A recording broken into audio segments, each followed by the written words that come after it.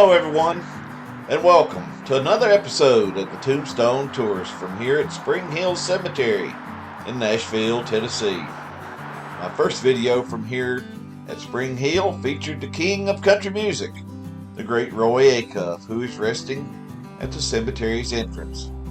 This week, I'm going to walk just a few steps to the left of Mr. Acuff's grave. We're going to be visiting the final resting place of country music husband and wife team, Johnny Wright and Kitty Wells.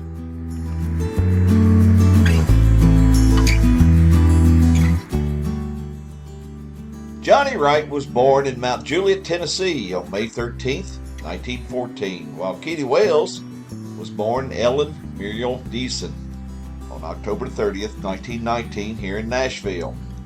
They both came from musical families who grew up performing at community events and on local radio stations. Johnny and Kitty met in early 1937 and were married a few months later on October the 30th.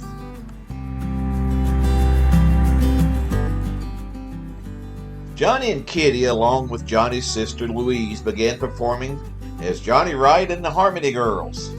The group stayed together until 1939 when Johnny met Jack Anglin.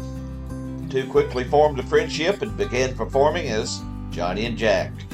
The duo would become one of the most popular acts in country music and stayed together until Jack died in a car crash in 1963 while he was on the way to a memorial service for Hawkshaw Hawkins and Cowboy Copas, who had died earlier in a plane crash along with Patsy Cline.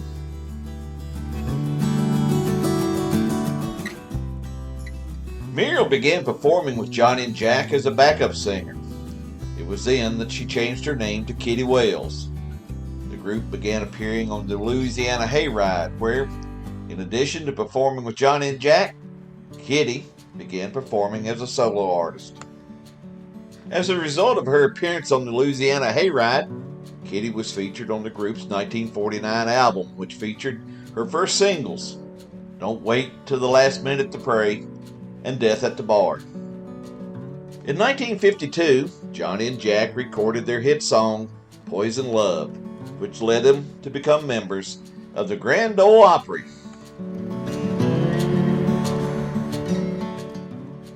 In 1952, Kitty was considering retirement until an executive with Decca Records asked her to record a song called It Wasn't God Who Made Honky Tonk Angels. During the summer of 1952, the song sold more than 800,000 copies and was the first single by a female artist to reach number one on the country charts.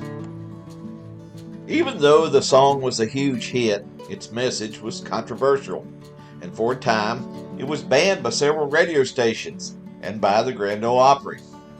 The Opry eventually relented, and Kitty could not appear on the Opry stage without singing what would become her signature song. Johnny and Jack stayed together for over 20 years, performing on the Opry and recording such hits as I Get So Lonely, Poison Love, and Good Night, Sweetheart, Good Night. Kitty Wells would become the first female star in country music. She would be known as the Queen of Country Music, and in 1976, she was inducted into the Country Music Hall of Fame. After Jack's death in 1963, Johnny continued to perform on the Opry, often with Kitty. In addition to performing, Johnny was the founding member of the Country Music Association and was instrumental in organizing and building the Country Music Hall of Fame. Johnny Wright and Kitty Wells were married for almost 74 years. Johnny Wright passed away at the age of 97 on September 27, 2011, just 33 days before their 74th wedding anniversary. Kitty Wells passed away some 10 months later, on July 16, 2012, from the complications of a stroke. The Queen of Country Music was 92 years old. Well, this is where I'm going to end this video.